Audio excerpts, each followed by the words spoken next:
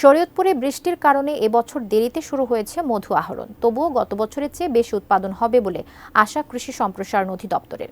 আরও জানাতে যুক্ত হচ্ছেন প্রতিনিধি রকুনুজ্জামান পারভেজ।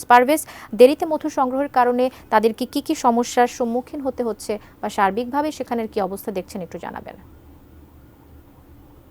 আপনি যেমনটা বলেছিলেন যে এবার বৃষ্টির কারণে কিন্তু মৌচাষিরা দেরিতে তাদের এই মৌ চাষের জন্য উৎপাদনী যেই তাদের ম্যাটেরিয়ালস তা নিয়ে নামতে পারেনি, কিন্তু এখন যেটা আমাদের কৃষি সম্প্রসারণ অধিদপ্তর কাছ থেকে আমি যেমনটা জেনেছি যে এখানে আগামী এই কালোজিরা এবং ধনিয়ার যে উৎপাদন সেই উৎপাদন থেকে শরীয়তপুরে গতবারের চেয়েও এবার বেশি উৎপাদনের আশা করছেন। এবং পাশাপাশি আমি একটু জানবো, এখন আমার পাশেই রয়েছেন এবং জেলা কর্মকর্তা, এবং তিনি আমাকে জানাবেন যে এখনকার এই শরীয়তপুরের যে কৃষকরা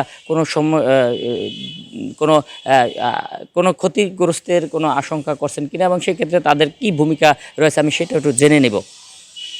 ধন্যবাদ। গত মৌসুমে শরীয়তপুর জেলায় 11,000 মৌবক্স স্থাপন হয়েছিল। 11,000 মৌবক্স থেকে আমরা প্রায় 32,000 লিটার মধু সংগ্রহ করতে সক্ষম হয়েছি। তো এই বছর যেহেতু আপনারা জানেন যে আমাদের লেটে কিছু অতিবৃষ্টি হয়েছে, এই বৃষ্টির কারণে আমাদের সরিষা আবাদ একটু লেট হয়েছে, যেই জন্য আমাদের এখনও মৌবক্স স্থাপন হয় না। আগামী সপ্তাহে আমাদের মৌবক্স স্থাপন হবে।